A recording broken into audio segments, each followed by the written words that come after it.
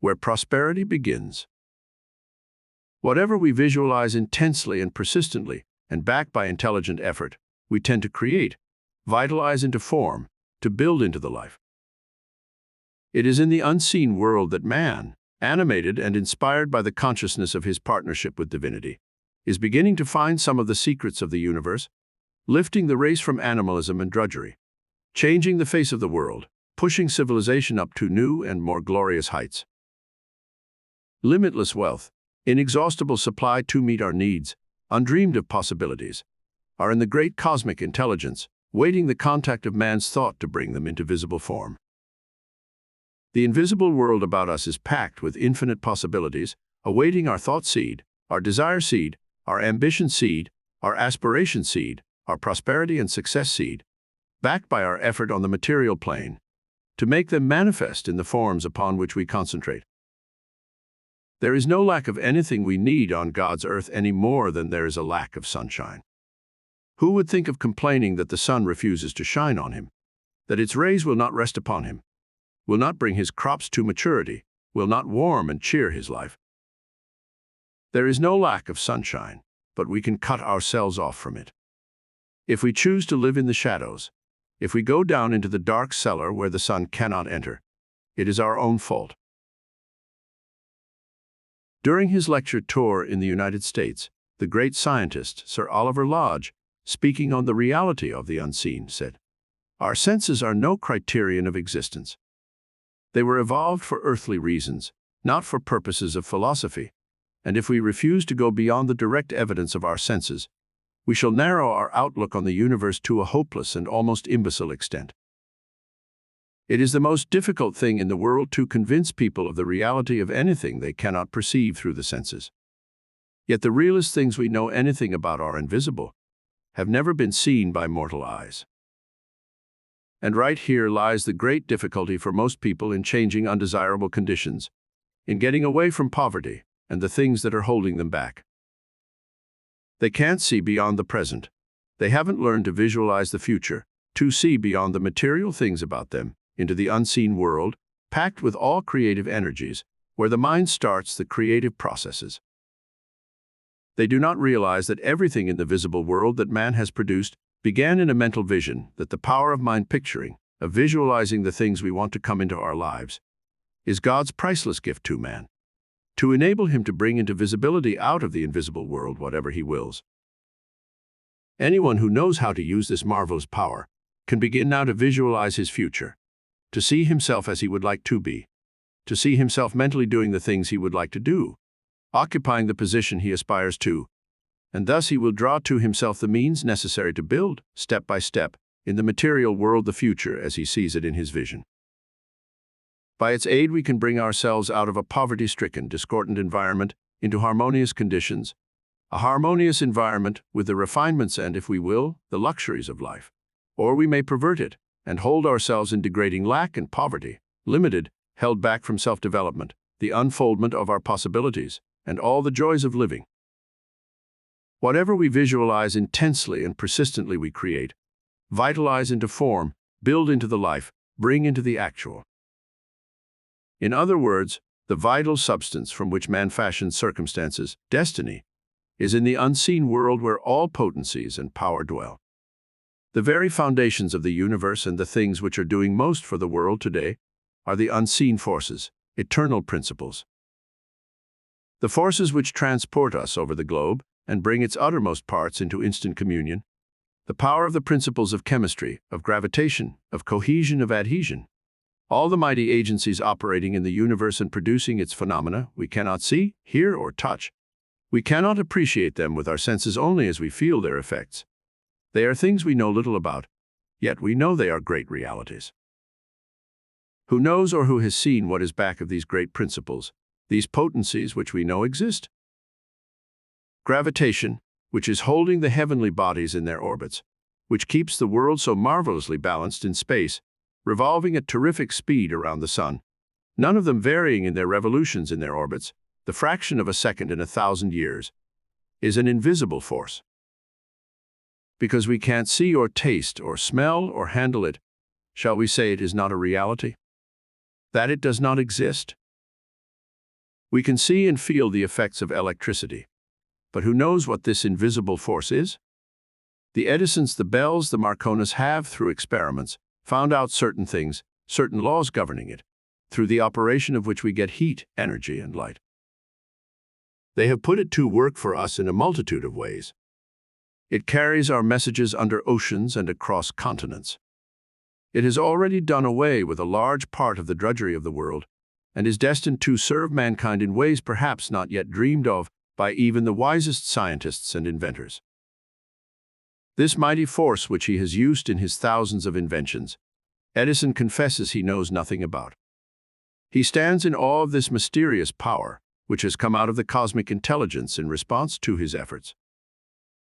He regards himself merely as a channel through which some of its secrets have been passed along to man, to make life less toilsome, more comfortable, and more beautiful. It is nonsense for skeptics and materialists to say that they take no stock in anything that they cannot test with their senses, when we know that the real force in the very things we live on, the elements that nourish and keep alive even the material part of us, are all invisible. We cannot see the life-building, life-sustaining gases in the air we breathe. We cannot see the air, yet we take it into our body 18 or 20 times a minute, and get the silent, unseen power resident in it. The blood absorbs and sends it to the billions of cells in our bodies. None of its mysterious potency can we see or handle, yet we know we could not live a minute without it. No one has ever seen the force in the food we eat, but we know it is there, that we get strength from it, and that after a time the apparently dead, inert matter comes to life in the body, that it acts, dreams, has experiences, works, creates. Notwithstanding all its marvelous discoveries, science has not been able to uncover the secrets of the unseen forces everywhere at work in the universe. Who can see or explain the mystery of the unfolding bud, the expanding flower, the generating of the wonderful fragrance and marvelous beauty of the rose? Yet we know that there is reality back of them, an intelligence which plans and shapes them, brings them to their glorious maturity. We know that all these things come from the same omnipotent source, that they are the creations of divine mind. Scientists are demonstrating that there is but one substance, one eternal force or essence in the universe, and that all we see is a varying expression of it. To the senses, this universal substance, which is the great reality back of all we see, is non-existent. We can neither see, nor touch, nor taste, nor smell it. Yet all the time science is piling up proof after proof that everything about us is merely a modification, a change of form, change of vibration of this universal substance, just as electricity is a manifestation of force in various forms. We think we live in a material world, but in reality, we live in a mental world, a world of externalized thought, a world controlled and guided by invisible forces. We contact with material things only at a few points in our lives. The corporal part of us is fed, warmed, and clothed by material things, but we live, move, and have our being in the unseen. When we come to the reality of ourselves, the soul, the spirit of man, which is one with God, we live altogether in an invisible world. The real self is the unseen self. The man whose reflection we see in the mirror is but the shadow of the reality. The material body of flesh and blood that we see and can touch with our hands is not the real man. That is behind what we see and touch. It is back of the cell, back of the atoms, back of the electrons which make up the body. The new philosophy is going back of appearance and showing us the real man, the invisible man.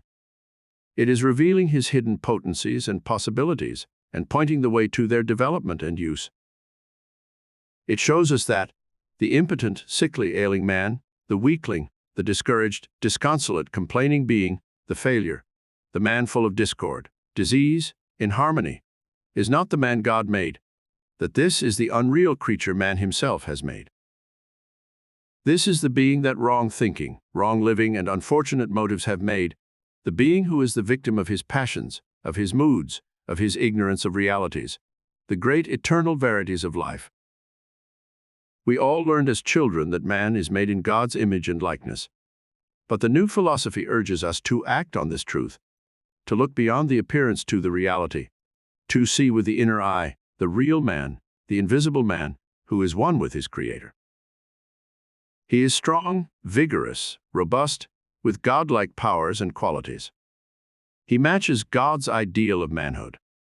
There is no suggestion of failure, of weakness, of instability, of sickness about him. He is perfect, immortal, unchangeable as truth itself, because the real man is the truth of being, changeless reality. No matter what his conditions or circumstances, the God stuff, the God principle, the divinity in him is still intact, still perfect, still contains all of his possibilities, is still stamped with nobility, with success, with health, with prosperity, with harmony, with the image of his Creator. For God's image and likeness is perfect, immortal. If we could only realize this, and measure life with its infinite possibilities from the standpoint of the changeless reality of man, instead of from that of the changing unreality of the body, if we could only hold the thought that we are a part of the creative intelligence of the universe, co-partners with God in our work here on the earth, how much more we could accomplish, how much higher we could climb, how much happier we should be. When man realizes the tremendous significance of the reality of the unseen, when he grasps the truth of his unity with his Maker, the unity of life, the oneness of the source of all things in the universe, and that all is a manifestation of divine mind, he will come into possession of the illimitable power the Creator has implanted in every one of us.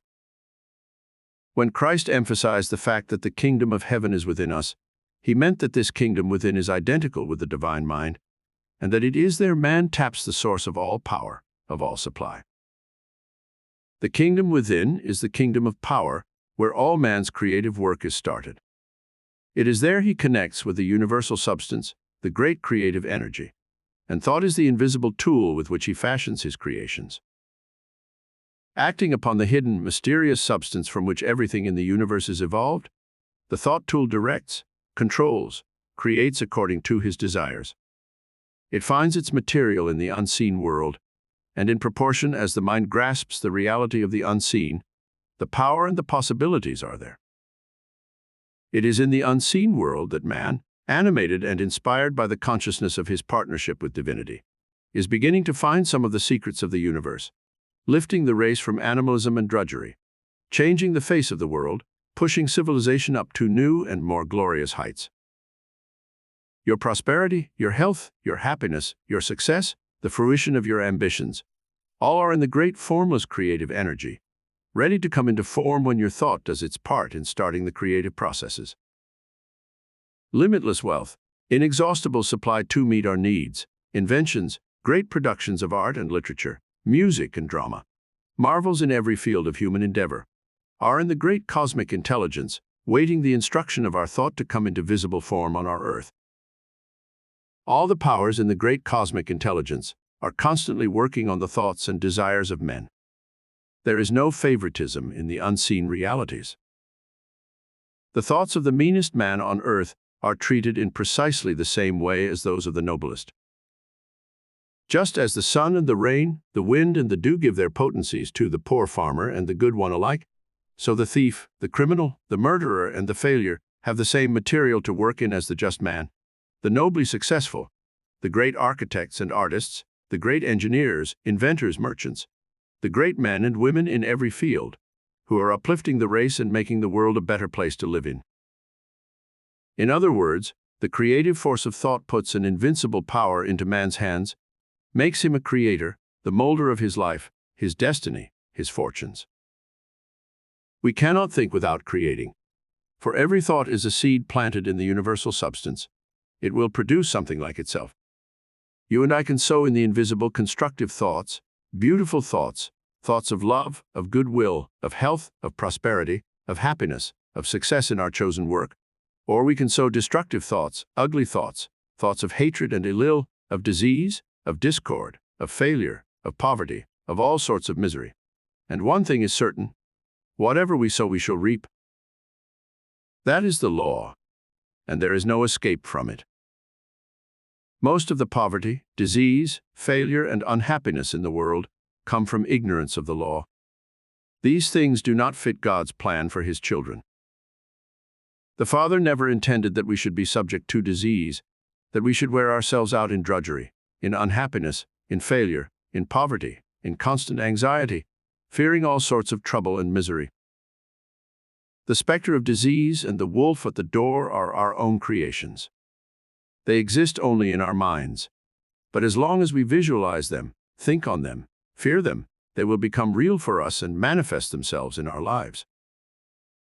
Health, abundance, success, happiness, a glorious, joyful living, these are the things the Creator intended for all His children.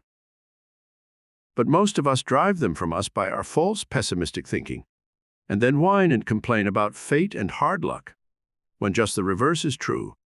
When the invisible world about us is packed with infinite possibilities, awaiting our thought seed, our desire seed, our ambition seed, our aspiration seed, our prosperity and success seed, backed by our effort on the material plane, to make them manifest in the forms upon which we concentrate.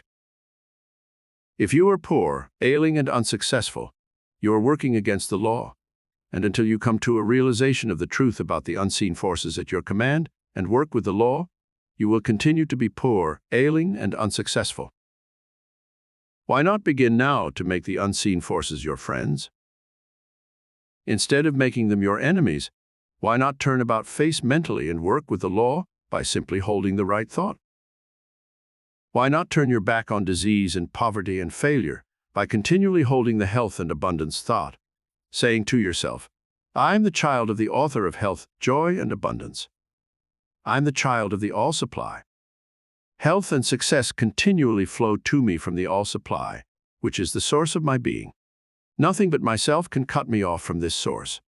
Nothing but my own wrong thinking can cut off my supply. The health, success, and happiness that are my birthright.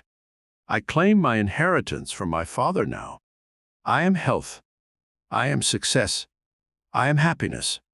I am free now and forever from all that would hinder my development, from everything that would hinder the realization of the ambitions the Father Himself has implanted in me. This is my appointed work, the task He has given me to do here on this earth. To carry out the details of His plan for me is to realize my ambitions. I am working in partnership with Him, and I cannot fail. I am one with Him. I again make my affirmation. I am health. I'm success. I'm happiness. I'm abundance. My future is secure. I will go straight on, fearing nothing, for there is nothing to fear when I know that God is all, and that I am one with Him. No matter what your present circumstances and environment, if you hold fast to this mental attitude, to a firm belief in the reality of the unseen, where your supply is, and work in harmony with the law, you can, through the creative power of thought, acting on the invisible universal substance, fashion and draw out of the unseen realms of supply whatever you will. Knowledge, wisdom, power, health, wealth, happiness, success, the realization of all your hopes and visions.